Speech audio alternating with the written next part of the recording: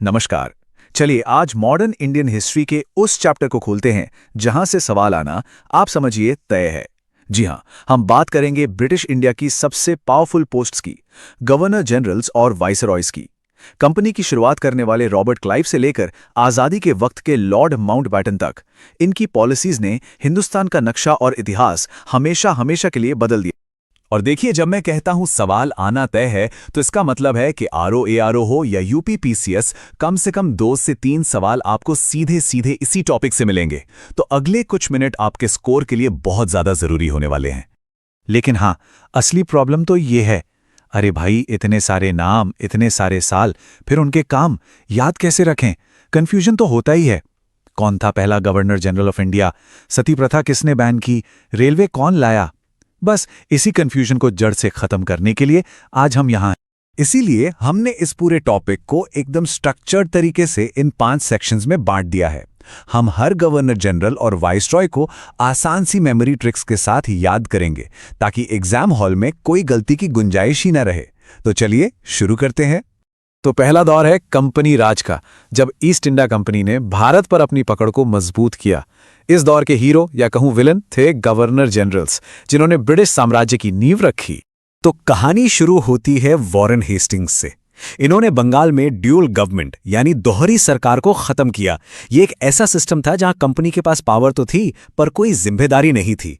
और सबसे जरूरी पॉइंट जो याद रखना है, रेगुलेटिंग एक्ट ऑफ 1773 के तहत ये बने गवर्नर जनरल ऑफ बंगाल। ध्यान दीजिएगा, बंगाल के, इंडिया के नहीं। यही वो पहला बॉस था जिसने ब्रिटिश पावर को सेंट्रलाइज करना शुरू किया। इनके बाद आते हैं लॉर्ड कॉर्नवालिस। इनके 3 काम एग्जाम्स के लिए सुपर इंपॉर्टेंट हैं। पहला, परमानेंट सेटलमेंट यानी जमींदारी प्रथा। दूसरा, इन्हें father of civil services in India कहा जाता है। और तीसरा, कॉर्नवालिस कोड, जिससे इन्होंने कानूनी सुधार किए। अब ट्रिक क्या है? बहुत सिंपल। देखिए, कॉर्न यानी मक्का जमीन पर परमानेंट उगता है। सिविल सर्वेंट्स सिस्टम के लिए एक वॉल की तरह मजबूत होते हैं। हो गया कॉर्नवालिस। और कॉर्नवालिस सुनने में कानून वालिस जैसा लगता है। बस अब जरा लॉर्ड वेलेस्ली से मिलिए। ये एकदम साम्राज्यवादी सोच का आदमी था। इसकी सबसे खतरनाक पॉलिसी थी सब्सिडियरी अलायंस या सहायक संधि। इसके तहत वो राजाओं से कहता था कि हम आपकी रक्षा करेंगे, बस हमारी सेना अपने पास रखो और उसका खर्चा उठाओ। असल में ये रियासतों को धीरे धीरे गुलाम बनाने की एक स्कीम थी। ट्रिक, वेलेस्ली ने सभी स्टेट्स को अपनी अलायंस के वेल यानी कुएं में गिरा दिया। और हाँ, ये खुद को बंगाल टाइगर कहता था। इस दौर में एक बहुत अहम नाम है लॉर्ड विलियम बेंटिंग का। इन्होंने बहुत से सामाजिक सुधार किए, जिनमें सबसे बड़ा था 1829 में राजा राम मोहन रॉय के साथ मिलकर सती प्रथा का अंत करना। और एक एग्जाम का गोल्डन क्वेश्चन, चार्टर एक्ट 1833 के बाद ये बने first governor general of India. अब बंगाल से प्रमोट होकर पूरे इंडिया के बॉस। कंपनी राज के सबसे कंट्रोवर्शियल गवर्नर जनरल थे लॉर्ड डलहौजी। इनके 2 चेहरे थे। एक तरफ ये मॉडर्नाइजर थे। 1853 में पहली railway line, telegraph, postal reforms सब इन्हीं की देन है। दूसरी तरफ इनकी डॉक्ट्रिन ऑफ लैप्स ने ब्रिटिश साम्राज्य को बहुत फैलाया। इस पॉलिसी के तहत जिस राजा का अपना बेटा नहीं होता था, उसके राज्य को हड़प लिया जाता था। मेमोरी ट्रिक, डलहौजी ने राजाओं का हाउस यानी घर छीन लिया और रेलवेज की डाल यानी नींव भी इन्हीं ने रखी। और डलहौजी की इसी हड़पने की नीति से पैदा हुआ गुस्सा और दूसरे कई कारणों से 1857 में एक भयानक विद्रोह हुआ। इस रिवोल्ट ऑफ 1857 ने ब्रिटिश शासन की नींव हिला दी और इसके बाद सब कुछ बदल कर रख गया। ईस्ट इंडिया कंपनी का खेल अब खत्म होने वाला था। तो हुआ ये कि इस विद्रोह के बाद ब्रिटिश पार्लियामेंट ने गवर्नमेंट ऑफ इंडिया एक्ट 1858 पास किया। इससे ईस्ट इंडिया कंपनी का शासन खत्म हो गया और इंडिया सीधे ब्रिटिश क्राउन यानी महारानी के अधीन आ गया। अब गवर्नर जनरल की पोस्ट का नाम बदलकर वाइसरॉय कर दिया गया। वाइसरॉय तो मतलब था वो जो सीधे क्राउन को रिप्रेजेंट करता है। तो अब हम एंट्री कर रहे हैं क्राउन राज के दौर में। यहां से वाइसरॉयज की कहानी शुरू होती है, जिनका काम अब कंपनी के लिए जमीन जीतना नहीं था, बल्कि पूरे एम्पायर को मैनेज करना था। इस दौर के पहले शख्स हैं लॉर्ड कैनिंग। डलहौजी ने जो आग लगाई थी उसे बुझाने की जिम्मेदारी इनके कंधों पर आई। इन्होंने 1857 के विद्रोह को शांत किया और डॉक्ट्रिन ऑफ लैप्स को भी खत्म कर दिया। पर एग्जाम के लिए सबसे जरूरी फैक्ट, ये आखिरी गवर्नर जनरल थे और पहले वाइसरॉय बने। ये जो ट्रांजिशन पॉइंट है ना, ये एग्जाम में बार बार पूछा जाता है। ये स्लाइड ब्रिटिश राज के दो बिल्कुल अलग चेहरे दिखाती हैं। एक तरफ थे लॉर्ड लिटन, जिन्होंने वर्नाकुलर प्रेस एक्ट लाकर भारतीय भाषा के अखबारों पर पाबंदी लगा दी। जब देश में अकाल था तब इन्होंने दिल्ली दरबार में पैसा बहाया। दूसरी तरफ थे लॉर्ड रिपन, एक रिफॉर्मिस्ट। इन्होंने लिटन के प्रेस एक्ट को रद्द किया और इन्हें father of local self government in India कहा जाता है। ये जोड़ी एग्जामिनर्स का एक फेवरेट टॉपिक है।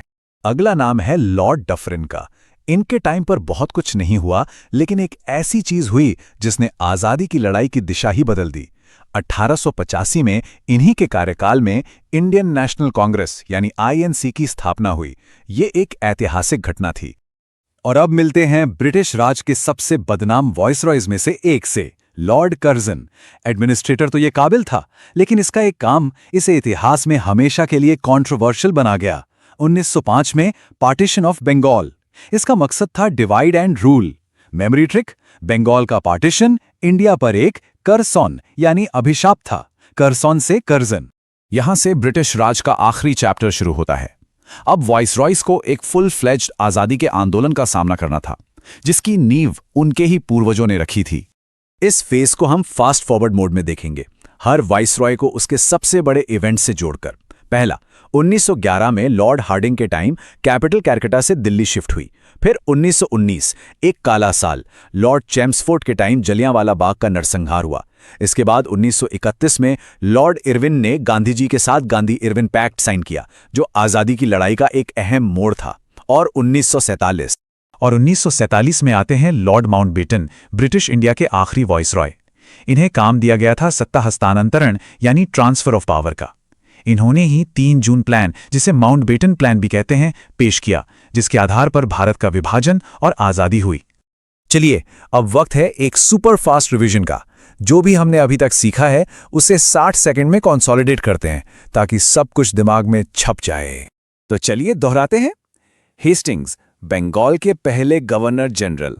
बेंटिंग, इंडिया के पहले गवर्नर जनरल और सती प्रथा का अंत।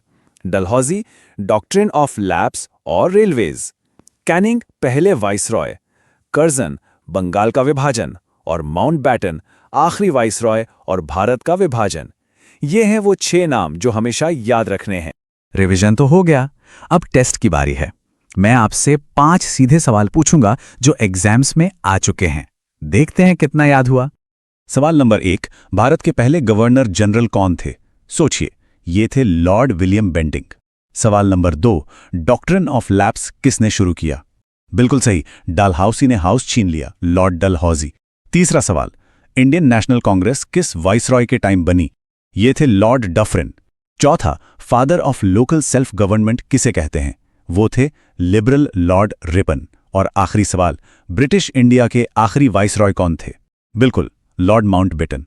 उम्मीद है सारे जवाब सही थे। और जाते जाते एक सवाल छोड़ के जा रहा हूं सोचने के लिए। इन सभी लोगों के इतने बड़े प्रभाव को देखते हुए किस गवर्नर जनरल या वाइसरॉय की विरासत, चाहे वो पॉजिटिव हो या नेगेटिव, भारत पर सबसे ज्यादा स्थायी रही? इस पर जरूर सोचिएगा।